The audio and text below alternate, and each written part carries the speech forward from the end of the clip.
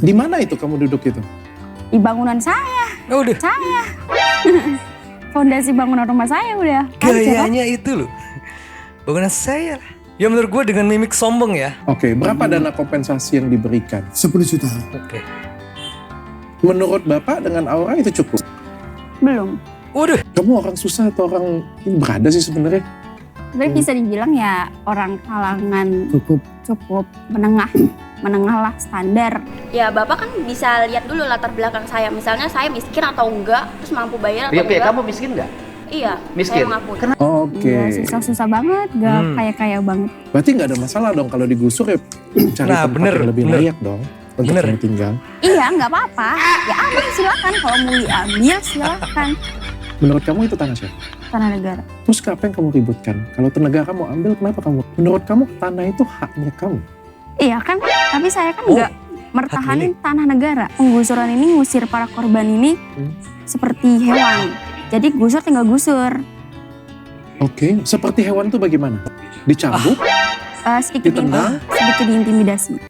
Diberikan solusi, terus dicarikan solusi, jangan cuma asal main gusur, apalagi nggak ada kompensasi. Jadi memanfaatkan lahan kosong aja. Memanfaatkan lahan kosong Iya. saja. Oke. Tapi ketika diusir minta kompensasi. Kita nggak minta kompensasi, Oh. cuma kita kan sebagai negara itu kan mengayomi masyarakat. Bulat. Ya istilahnya itu seperti yang diutarakan oleh saya, itu artinya ya apa ya istilahnya Bulat. untuk biaya pindah rumah itu juga butuh biaya.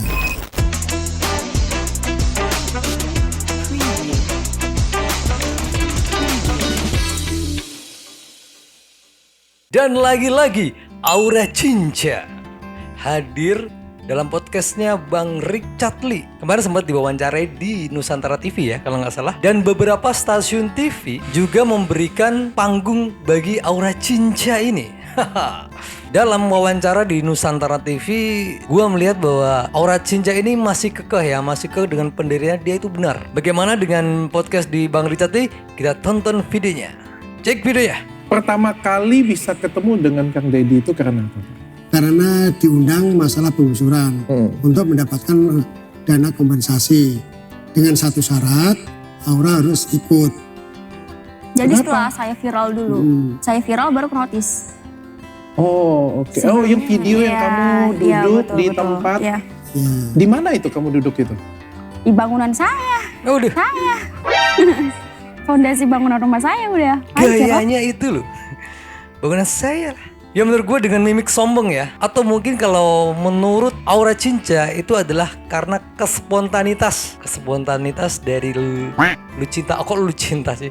Aura Cinca. Lu cinta Luna ya. Ini wanita asli nih. Bukan wanita jadi-jadian. Lanjut video ya. Kalau misalnya nih semua orang dewasa berpikir bahwa kamu salah. Menurut kamu, kamunya yang salah atau mereka yang takut kamu benar? Mungkin mereka ya yang takut aku benar. Wow. Sungguh di luar dugaan ya. Tak kira ya dia sedikit merendah ya. Maksudnya lebih sok bijak. Tapi ya mungkin spontanitas. Tetap dia merasa benar dan orang-orang atau teman-teman netizen itu yang salah gitu. Menurut Aura Cinca, gimana menurut kalian teman-teman? Lanjut videonya. Karena aku bersuara sendiri di antara banyak orang yang gak berani speak up. Tapi kamu pernah berpikir gak jangan-jangan kamu yang salah?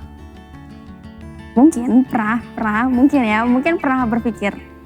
Ya mungkin salah, cuman kalau dipikir-pikir lagi salahnya di mana? Kan kita memperjuangkan hak kemanusiaan di penggusuran. Ya jadinya kamu itu nggak pernah mikir ke situ, kalau lu cinta sih Aura Cinca. Jadi tetap mikirmu itu benar gitu. Berkata mungkin gue salah, cuma salah gue di mana sih? Ya menurut pandangan elu itu kamu benar. Jadi yang orang yang mau speak up menyuarakan suara rakyat itu pandangan dia benar ya. Mungkin benar, tetapi caranya mungkin yang salah. Atau gimana menurut kalian sih teman-teman netizen? Bisa dong kasih masukan di kolom komentar. Lanjut videonya. Menurut kamu itu tanah siapa? Tanah negara. Terus apa yang kamu ributkan? Kalau tenaga kamu ambil, kenapa kamu? Menurut kamu tanah itu haknya kamu. Iya kan, tapi saya kan Oh, nggak mertahanin tanah negara. Mm-mm. Kan di notnya saya nggak mertahanin tanah negara. Hmm? Saya cuma mertahanin hak kemanusiaan yang dimana para korban penggusuran ini tuh kurang. Maksudnya nggak dimanusiakan, nggak memanusiakan manusia. Hak seperti apa yang kamu tuntut dari penggusuran tersebut? Karena penggusuran ini, menurut saya ini, penggusuran ini ngusir para korban ini seperti hewan. Jadi gusur tinggal gusur. Oke, seperti hewan tuh bagaimana? Dicambuk? Sedikit Ditendang? sedikit diintimidasi. Diintimidasi. Kalau menurut pengakuannya dia kan ada beberapa SP yang sudah keluar ya, surat yang sudah keluar. Dan mungkin untuk warga yang memang membandel kan mungkin ada perkataan yang kasar ya. Ya namanya juga orang di lapangan itu pasti keras-keras ya, kayak debt collector ataupun Bang Emon. Kalau kita nggak bayar atau kita telat bayar untuk tagihan, pasti kan yang turun itu bukan orang atasan tapi orang yang bawahan. Emang disuruh untuk kerja di lapangan. Memang orang-orang itu memang keras sebenarnya. Jadi biasanya nggak ada kata-kata yang halus atau yang sopan, langsung des gitu kan. Ya mungkin itu yang dinamakan intimidasi dari Aura Cinca. Jadi tuh penggusuran ini kan nggak ada musyawarah ya, belum tahu tujuannya apa, terus proyek penggusuran ini dari siapa itu kan belum jelas. Tiba-tiba dikirimin SP dari Satpol PP, kirim surat, suruh tanda tangan, terus suruh pergi. Terus kalau misalnya kita nolak cuma mertahanin musyawarah, itu tiba-tiba ada preman datang nih dari Pemda, mengintimidasi sedikit sama orang tua saya dan lingkungan sekitar. Bilangnya nggak ada kompensasi sama sekali. Bapak harusnya sadar diri kalau ini tanah negara. Tapi kan seharusnya nggak bersikap begitu dong. Kalau misalnya para pejabat ini kan harusnya bisa mengayomi masyarakat. Namanya mengayomi berarti kan merangkul masyarakat yang tinggal tanah negara ya, terutama ya. Merangkul, diajak musyawarah, diberikan solusi, terus dicarikan solusi, jangan cuma asal main gusur, apalagi nggak ada kompensasi. Oke. Iya, karena kan kita hidup di situ kan juga untuk bekerja ya, untuk nyari nafkah juga ya, usaha juga ya. Terus kalau misalnya pergi untuk mindahin barang, terus usaha juga kan mati. Jadi intinya kompensasi kan gitu kan, untuk biaya mindahin barang dan lain-lain. Ya intinya itu kompensasi yang dipertaruhkan, haknya itu. Duit lah. Dah, kasarnya kan duit ya. Jangan ngomongin hak yang panjang lebar, tapi ya intinya memang kompensasi yang dituju. Gimana sih Aura Cinca ini? Kita lanjut untuk mendengarkan ayahanda dari Aura Cinca. Pijak videonya. Tadi katanya tidak ada kompensasi. Iya, memang tidak ada dana kompensasi. Jadi dana kompensasi ini diberikan setelah beliau, maaf ya, mungkin ke notis videonya si Aura. Oke, berapa dana kompensasi yang diberikan? 10 juta. Oke. Menurut Bapak dengan Aura itu cukup? Belum. Waduh, kena pancing dari kata-kata Bang Richard Lee ya. Ini dah kata-kata pancingan nih, jebakan nih. Si aja bilang belum, harusnya juga ya udah bersyukur ya, udah dikasih gitu kan. Mau daripada enggak sama sekali. Banyak loh para korban penggusuran itu nggak dapat kompensasi itu banyak banget, bener gak? Mungkin di lingkungan kalian ada peristiwa-peristiwa penggusuran yang memang tidak mendapatkan dana kompensasi. Ada nggak sih teman-teman? Ya sebenarnya bersyukur, cuman belum cukup kalau untuk seluruhan. Kenapa? Karena kan rata-rata masyarakat tinggal di situ kan buka usaha. 10 juta ini cukup, kurang cukup. Mungkin cukup untuk buat mindahin barang, untuk nyari kontrakan. Mungkin cukup ya, cari kontrakan sekitar 6 juta ya Pak? 6 juta, 5 juta ya? Iya, 6 juta, 5 juta. Iya, terus untuk mindahin barang bolak-balik kan juga butuh biaya. Sekalian aja si modal, ngasih usaha, bangun rumah sekalian gitu kan. Namanya kompensasi ya, daripada enggak sama sekali. Untung udah dikasih 10 juta untuk menyewa kontrakan. Ya intinya untuk memindahin barang-barang itu udah lebih dari cukup lah. Menurut gua ya udah bersyukur lah kita udah mendapatkan dana kompensasi seperti itu ya. Masih aja kurang ya. Manusia itu memang nggak ada habisnya ya. Dikasih sedikit minta lebih, itulah manusia. Ya memang manusiawi sih sebenarnya. Nah yang ini Aura Cinca membahas tentang masalah wisuda dengan Dr. Richard Lee. Masih aja seputar wisuda dan penggusuran. Kita cek videonya. Kan lebih dominannya yang lulusan SMA itu kan rata-rata ya, bukan kebanyakan ya. Rata-rata itu gak ada yang lanjut kuliah, cuman sampai di SMA terus kerja. Betul. Gitu.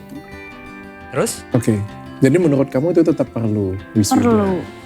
Tapi dengan ini dengan meminimalisir biaya. Jadi biayanya itu dipatok dengan sekian, jangan sampai di atas 1 juta lebih. Mana bisa? Emang kalau 1 juta kamu sanggup? kurang keberatan sih sebenarnya, keberatan sih. Lu gimana sih? 1 juta pun kamu keberatan. Ya, Terus kenapa harus ada wisuda?